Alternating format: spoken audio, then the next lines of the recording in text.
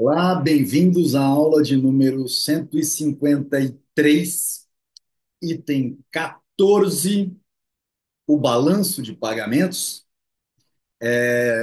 do nosso capítulo 17 das trocas indiretas, a troca indireta. Como nós estamos fazendo, como nós estamos fazendo sempre, nós vamos compartilhar do PDF.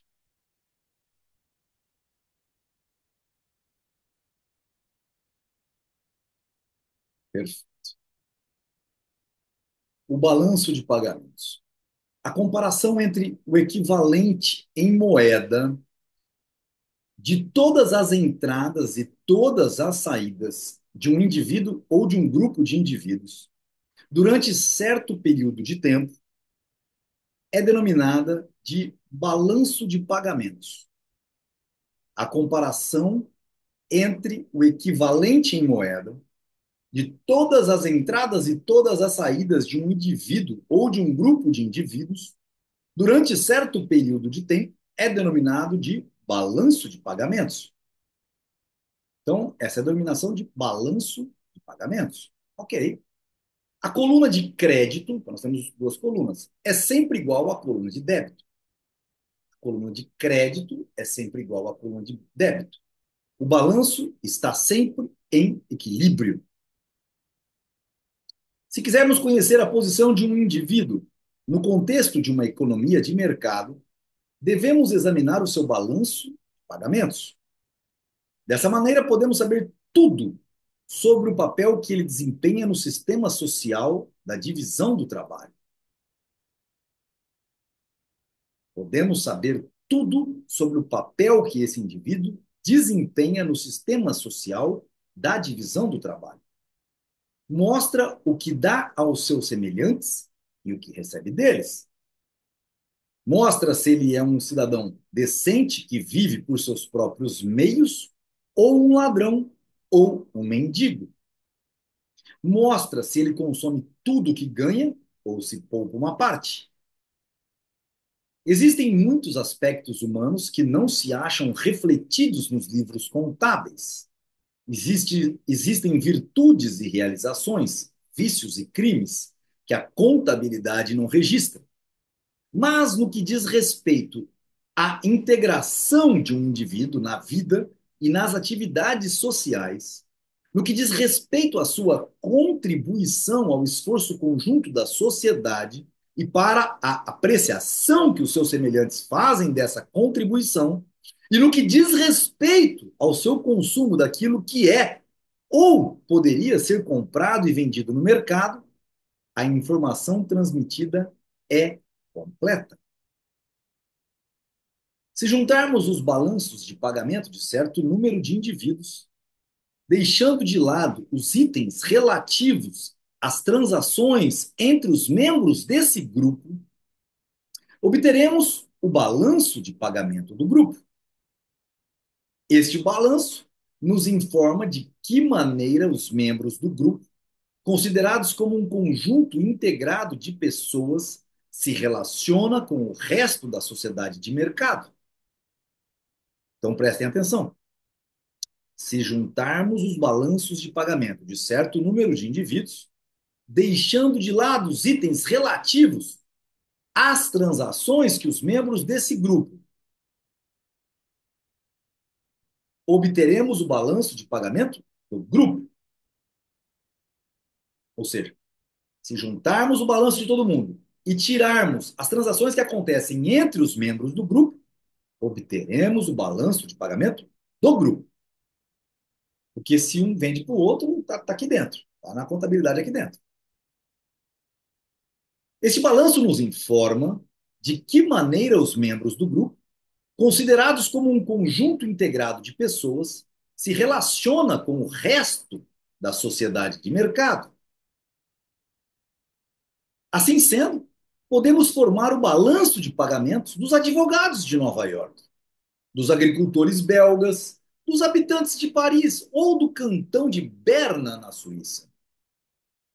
Os estatísticos estão geralmente interessados em estabelecer o balanço de pagamentos dos residentes nos vários países organizados como nações independentes. Então, vocês já entenderam do que nós estamos tratando. O balanço de pagamentos, que é o quê? A comparação entre o equivalente em moeda de todas as entradas e todas as saídas de um indivíduo ou de um grupo de indivíduos durante certo período de tempo é denominado de balanço de pagamentos. Ele está dizendo o seguinte: eu comprei 10 maçãs por R$ 10. Saiu R$ 10, entrou 10 maçãs com o valor em moeda de R$ 10. E você consumiu os R$ 10. Mas aí você ganhou dinheiro. Todo esse arcabouço de trocas é o que Mises está dizendo que a coluna de crédito é sempre igual à coluna de débito. São as partidas duplas, como a gente faz contabilidade. O balanço está sempre em equilíbrio, correto? Se quisermos conhecer a posição de um indivíduo no contexto de uma economia de mercado, devemos examinar o seu balanço de pagamentos. Dessa maneira, podemos saber tudo sobre o papel que ele desempenha no sistema social da divisão do trabalho. Mostra o que dá aos seus semelhantes e o que recebe deles. Mostra se ele é um cidadão decente. Ele vai falando um monte de coisa aqui, mas aqui, ó. Mostra se ele consome tudo que ganha ou se poupa uma parte. Lembra que um país, que foi o item 13 anterior, ele tem uma entrada, ele tem uma situação de pagar menos quando ele resolve poupar. É por isso que Mises está falando o tempo todo. Qual é o papel de um cidadão dentro de toda a sociedade? Uma sociedade, um sistema social de divisão do trabalho. Ele gasta tudo, gasta inclusive o capital, ou ele poupa uma parte? Pois bem, os estatísticos estão geralmente interessados em estabelecer o balanço de pagamentos dos residentes nos vários países organizados como nações independentes. Enquanto o balanço de pagamentos de um indivíduo transmite informações completas em relação à sua posição na sociedade, o balanço de um grupo informa muito menos. E este é o ponto-chave. Fica aí notado para o meu grande amigo Marcel Pereira Bernardo ficar muito atento nessa parte. Ou seja, enquanto o balanço de pagamentos para um indivíduo transmite informações completas em relação ao seu papel na sociedade, o balanço de um grupo informa muito menos. Lembra que falou aqui, ó, se juntarmos os balanços de pagamento de um certo número de indivíduos, deixando de lado os itens relativos para as transações entre os membros desse grupo, obteremos o balanço de pagamentos do grupo. Que não era para ter feito isso, tá? Me perdoe. Não sei por que ele está fazendo. Ah,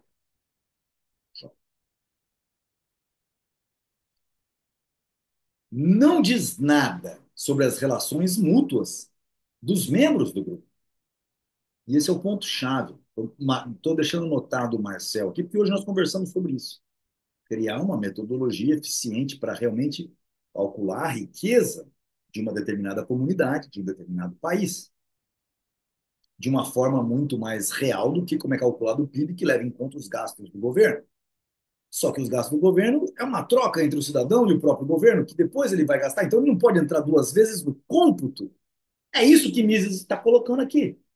Ora, quando a gente pega um grupo de pessoas e quer saber sobre o balanço de pagamento desse grupo de pessoas, tudo que a gente transita entre a gente aqui dentro não vai ser visto, porque é o balanço do grupo, correto? Então não diz nada, o que ele está colocando aqui não diz nada sobre as relações mútuas dos membros do grupo. Quanto maior o grupo, menos homogêneos seus membros, mais incompleta é a informação transmitida pelo balanço de pagamentos. O balanço de pagamentos da Dinamarca nos diz mais sobre as condições dos dinamarqueses do que o balanço de pagamentos dos Estados Unidos sobre as condições dos americanos. Ah, por quê? Pergunta que vem na sequência é: por quê? Para descrever as condições econômicas e sociais de um país, não é necessário considerar o balanço de pagamentos de cada um dos habitantes? Não obstante, o grupo a ser considerado deve ser composto de membros que, de maneira geral, sejam homogêneos na sua posição social e na sua atividade econômica. Por que ele está fazendo isso agora? Não sei. Era para fazer só amarelinho. Não me pergunte o porquê que ele está fazendo isso. Então, por que ele diz que o balanço de pagamentos da Dinamarca nos diz mais sobre as condições dos dinamarqueses do que o balanço de pagamento dos Estados Unidos sobre as condições dos americanos? Porque a sociedade americana é extremamente heterogênea, enquanto que a sociedade dinamarquesa é extremamente homogênea.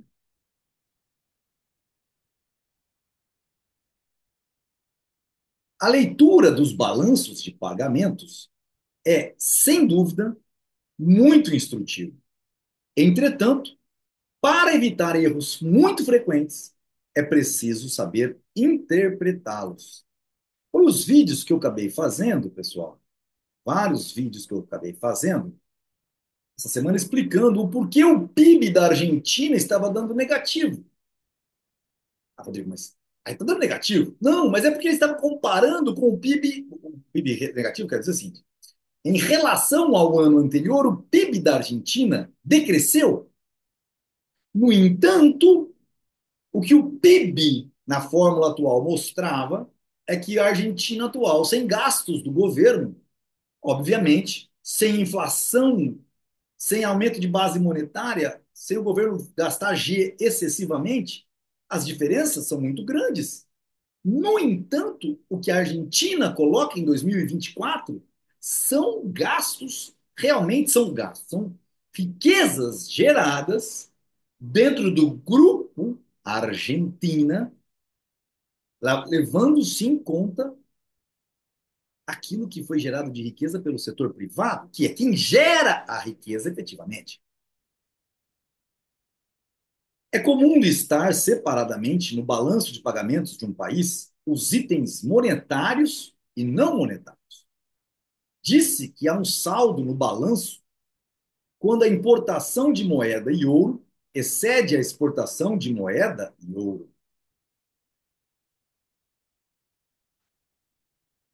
Deixa eu só pegar.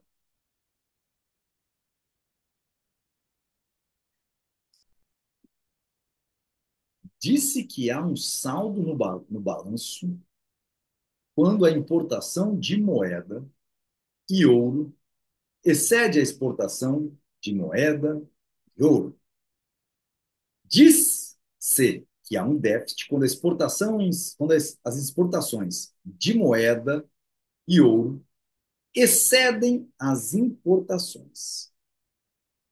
Então, preste atenção, porque essa parte é extremamente crucial. Eu preciso me lembrar de pedir ao Bruno, meu amigo que comprou uma ação humana em inglês, para que ele me envie o que ele tem, já que ele não deve estar lendo. Preciso fazer isso. Eu quero fazer algumas comparações com a tradução. Diz-se que há um déficit quando as exportações de moeda e ouro excedem as importações. Essa terminologia tem sua origem. Olha só isso aqui é pesado, hein? Essa terminologia, vou grifar isso aqui não, vou grifar isso aqui, de verde. Por que ele está fazendo isso comigo, hein? Por que ele está fazendo isso comigo? Não sei. Essa terminologia tem sua origem nos erros inveterados do mercantilismo, que infelizmente conseguem sobreviver a despeito da devastadora crítica dos economistas. Coisa? Que coisa?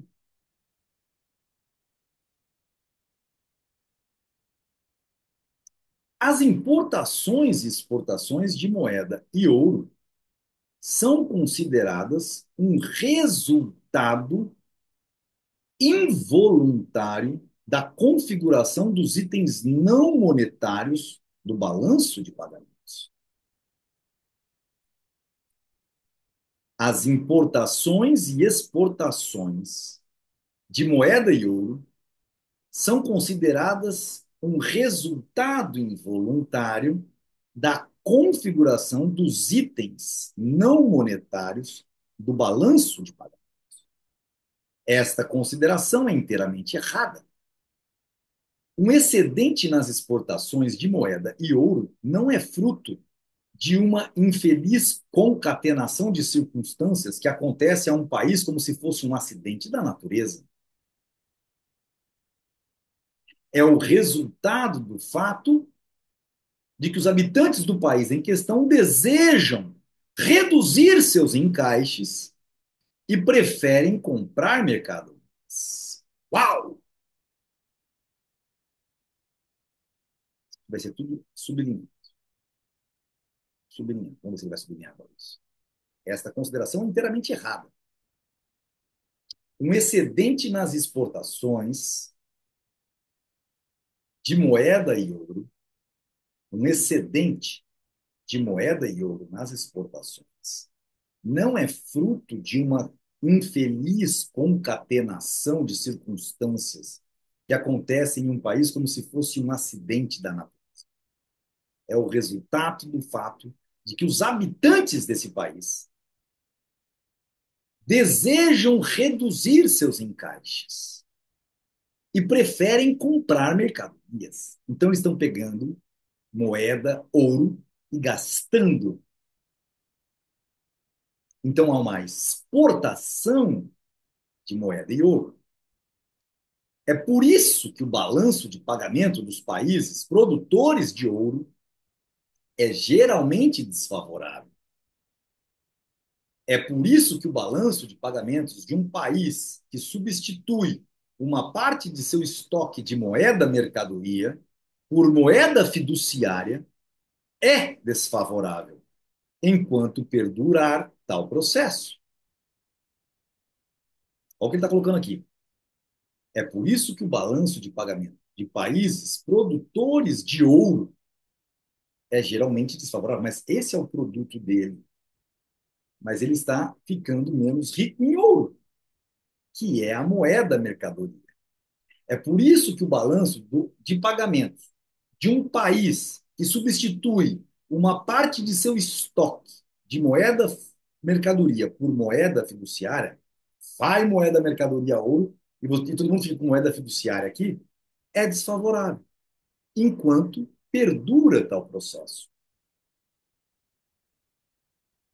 Não é necessária nenhuma intervenção diligente de uma autoridade protetora para que um país não perca todo o seu estoque monetário por causa de um balanço de pagamentos desfavorável. Olha que hora aqui é sagrada. Não é necessária nenhuma intervenção diligente do governo que se preocupa com o país, para que esse país não perca todo o seu estoque monetário por causa de um balanço de pagamentos desfavorável.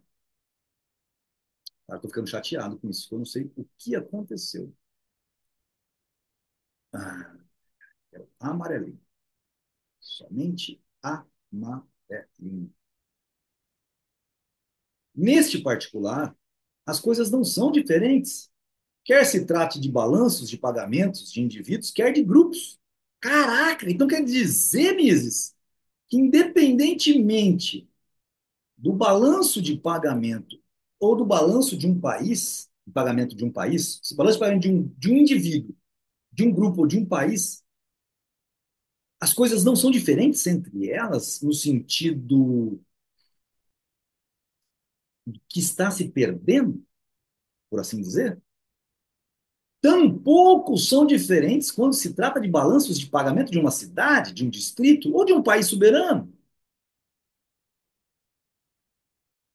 Não é necessária qualquer interferência do governo para impedir que os habitantes de Nova York gastem todo o seu dinheiro em transações com os outros 49 estados da União.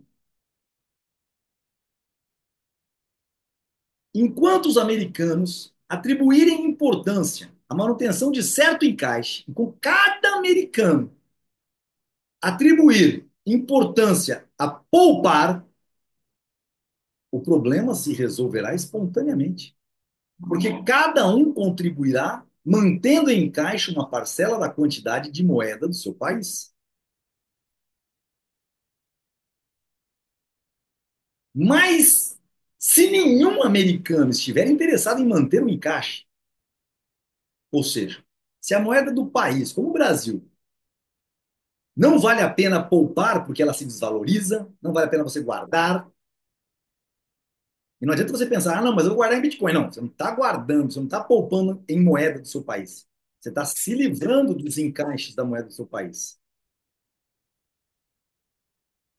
Mas, se nenhum americano estiver interessado em manter um encaixe, nenhuma medida governamental em relação ao comércio internacional e aos pagamentos internacionais poderá evitar uma saída de todo o estoque de moeda da América. Para evitá-la, seria necessário proibir a exportação de moeda e de ouro. Esse é o ponto-chave, que é o que ele disse no item 13. O que faz uma balança comercial favorável não são as exportações e importações em si, são é o balanço de pagamentos de todo esse grupo chamado país, que, se todos estiverem poupando, na média, você vai ter uma balança comercial agora. Se todos estiverem efetivamente gastando, comprando, você vai ter uma balança comercial desfavorável. E esse é o ponto importante desta aula, que eu apanhei bastante, vocês puderam ver, com relação aos grifos, mas que vale muito a pena pegar os pontos importantes. A comparação entre o equivalente em moeda, o equivalente em moeda de todas as entradas e de todas as saídas de um indivíduo ou de um grupo de indivíduos durante certo período de tempo é denominado de quê? Balanço de pagamentos. Nas partidas duplas da contabilidade, a coluna de crédito é sempre igual à coluna de débito. O balanço está sempre em equilíbrio. Então, se a gente quiser conhecer a posição de um indivíduo no contexto de uma economia de mercado, vamos examinar o seu balanço de pagamentos. Dessa maneira, podemos saber tudo sobre o papel que ele desempenha no sistema social da divisão do trabalho. Mostra se ele consome tudo o que ganha ou se poupa uma parte. Se juntarmos, aí vem aqui embaixo, se juntarmos os balanços de pagamentos de certo número de indivíduos, deixando de lado os itens relativos às transações entre os membros do grupo, obteremos o balanço de pagamento do grupo.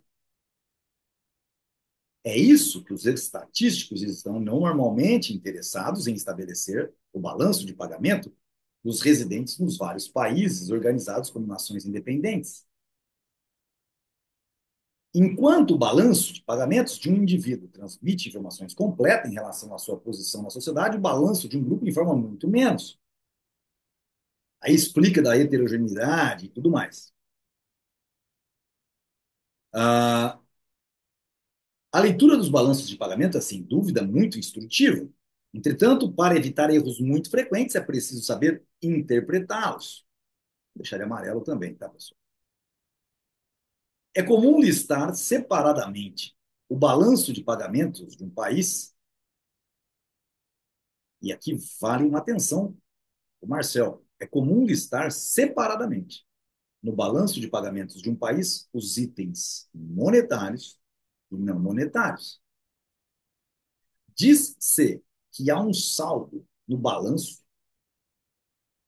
quando a importação de moeda e ouro excede a exportação de moeda e ouro. Diz-se que há um déficit quando as exportações de moeda e ouro excedem as importações. Essa terminologia tem sua origem nos erros inveterados do mercantilismo, que infelizmente conseguem sobreviver a despeito da devastadora crítica dos economistas. Por quê? Porque não é só isso da moeda. As importações e exportações de moeda e ouro são consideradas um resultado involuntário da configuração dos itens não monetários do balanço de pagamentos. Esta consideração é inteiramente errada.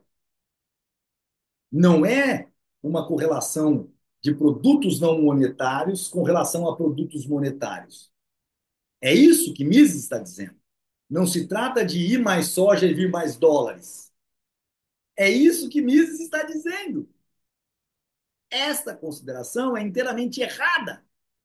Primeiro que não é você vendendo soja. O Brasil subiu um PIB de tanto. Não significa isso. A riqueza realmente medida de um país está intimamente ligado com o quê? Um excedente nas exportações de moeda e ouro não é fruto de uma infeliz concatenação de circunstâncias que acontecem em um país como se fosse um acidente da natureza. É o resultado do fato de que os habitantes do país em questão desejam reduzir seus encaixes, gastar mais, não vale a pena guardar. E preferem comprar mercadorias. Não vale a pena guardar o tanto que se guardava ontem, então eu vou diminuir meus encaixes. É por isso que o balanço de pagamento dos países produtores de ouro é geralmente desfavorável. E entre aspas, porque eles estão poupando em moeda importada, porque eles estão exportando ouro, que é o trabalho dele. Se eles resolverem aumentar seus encaixes, mesmo exportando ouro, eles estão justamente aumentando o balanço de pagamentos. Ok?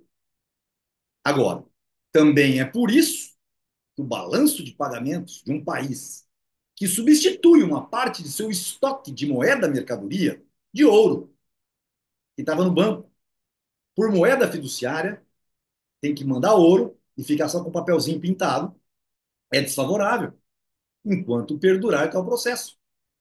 Quando vai moeda mercadoria ouro, não é porque é porque os cidadãos do país não veem vantagem em segurar, em poupar, não o país. Por isso que às vezes se manda divisas para fora.